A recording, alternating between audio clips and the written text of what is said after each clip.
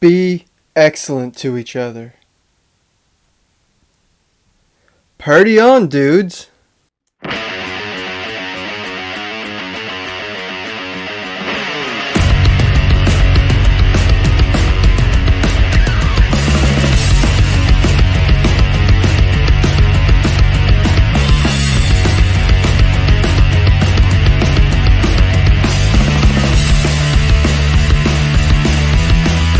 Hey guys, welcome back to the channel. My name's Nick Cooling, and today I'm going to be ranking the Bill and Ted trilogy. That's Excellent Adventure, Bogus Journey, and Face the Music. So this franchise follows Ted Theodore Logan and Bill S. Preston, Esquire, on their journey through time and space. They're known to be the two who cause world peace and unite the world in the future, but as a teenagers, they're just burnouts. Like this is pretty much a stoner comedy franchise, even though they're not really stoners. They never smoke or anything, but they're always like, dude, and like, they have those type of mannerisms. Now, I've been a big fan of Bill and Ted since I was in middle school. I used to watch Excellent Adventure all the time. Bogus Journey every once in a while, but man, I have a lot of nostalgia for that first movie, and so let's get right into ranking these three films. So coming in the third place, we got Bogus Journey. Now, I remember not liking this one when I first watched it because it's such a big drop from the first movie and real change of tone too. Like this one is about Bill and Ted's evil robot clones from the future are sent back to kill them and replace them so they can sabotage the whole future. Is this a very odd change, from the first movie being like a fun, just time traveling movie to this one is about their evil robot clones coming to kill them, and they go to hell and have to try to find their way back to Earth. This is kind of odd, which gives this movie a real dark sense of humor. Like a lot of the jokes in this movie are at the expense of the main characters, or involving like their death or whatever, which I enjoyed because I have a really dark sense of humor myself, but it just feels like an odd entry in this franchise. But we got a great soundtrack. We got Faith No More, Megadeth, Kiss, Primus makes a cameo at the Battle of the Bands. It's probably the best soundtrack out of the three films. It's got a mixture of the early 90s, late 80s. And when they do go to hell after they die, there's some few nightmare scenes at first with them, and I think they did a fairly good job with it, especially with the PG rating. Like the old lady there, and with Bill, I believe. Like that's pretty creepy stuff.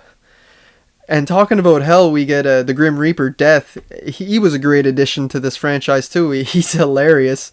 I just feel that story-wise, they had a vision and it didn't quite make it there with their with their small amount of budget that they had. And there's so many different plot lines going on that I don't think any of them are really fleshed out to their full potential. It's like they try too much with too little. Sometimes simple is more, And since it's about them dying and going to hell and coming back, there's not very much time travel at all to be found in this film, which is weird because that was one of the main aspects of the first film. And I find it really brings it down because I'm a huge time traveling fan. Like, I love time traveling movies. There's at least 3 or 4 of them in my top 10 movies of all time, so that dampers my score a little bit for this. Even though at the end we get a little bit of time travel near the finale. This is just a much more goofy and just odd film compared to the original. I hate to compare it to the original all the time, but this came out in 91 right after the first one in 88, so they were a lot closer than this newer movie out in 2020, so it's easier to compare the two. But yeah, just the costume designs, everything just feels very cheap, and I think that has to do with budget restraints and maybe just sloppy screenplay. But all in all, I don't hate this movie. I enjoy it quite a bit. I still give it a pass. It's right on that passing line. I'd give it a 6 out of 10. And I still pop it on from time to time. So coming in the second place, we got Bill and Ted Face the Music. Now, I was kind of skeptical about this, even though I was excited, because I love Bill and Ted, the characters themselves, but I'm like, how is it going to work with 50-year-old Keanu Reeves and Alex Winter, right? And they did a fairly good job, I have to say, transitioning back into the roles. It was pretty smooth for it being like 30 years. And this one's about Bill and Ted trying to go into the future to try to figure out the song that they made that saved the world, because they can't seem to come up with it on their own, while their daughters go into the past and try to make a band for them. Now, without giving anything else away, I just want to say the characters are great in this film. Like I said, they did a pretty good job at going back in the roles, Alex Winter and Keanu Reeves, but the new additions, like the daughters, Samara Weaving being one of them, which I had no idea until watching this. I'm like, what? I had to look it up on IMDb. I'm like, it is Samara Weaving.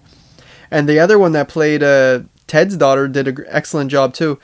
They just fit right into the role, and I'm glad they made this a sequel and didn't do a remake with those two girls being the main leads, because I feel like that's what a lot of modern remakes try to do. Try to switch the males for the females and stuff like that. And the way they did it with the sequel, it worked out perfectly, because you still got Bill and Ted 2. Obviously, this being a 2020 film, this has the best production out of all the films. The graphics are great, and it really seemed like they had the money to do what they wanted this time. This is also the funniest out of the three, I'd say, anyway. I laughed for a good 20 minutes straight. There's this pocket in the movie around the 45-minute mark where I found it was hilarious for like literally 25 minutes straight in the movie. And especially involving this robot that's in the film. I don't want to give anything away, but he is hilarious. Like, when I first seen him, I wasn't sure, but as the movie was going on, he became my new favorite character in this franchise. We got lots of time travel in this film too, with the future and the past, which was a big bonus for me after Bogus Journey not having so much. The only problem with this being a funny film is that a lot of the jokes in this film rely on us fans watching the first two films, because you wouldn't get half of them if you haven't watched the previous films in this franchise. So someone new coming to this film, not seeing the other two movies, might not find it as funny or as interesting. We also get Death coming back in this one, and he is excellent. I think he's even a step up from Bogus Journey as well. And all the surrounding cast is just great in this film. And it really ties the ending all together of this trilogy. It's a pretty epic ending, and I find it answers pretty much all the questions we would have, and it pretty much closes off the story, which I liked. The only thing with this being a fairly new movie and a lot of fan service in it, it's not going to be as iconic as the first film, and this probably won't end up being a cult classic either, but it's still a great film nonetheless, and I had a great time with it. It's just missing that 80s charm, I would say. So obviously, coming in the first place, we got Bill and Ted's Excellent Adventure. I've been a big fan of this film since I was in middle school, lots of nostalgia for it. I watched it so many times. So the first movie involves the characters Bill and Ted being greeted by Rufus from the future, and he explains to them that they are the two that bring the world together and unite the world.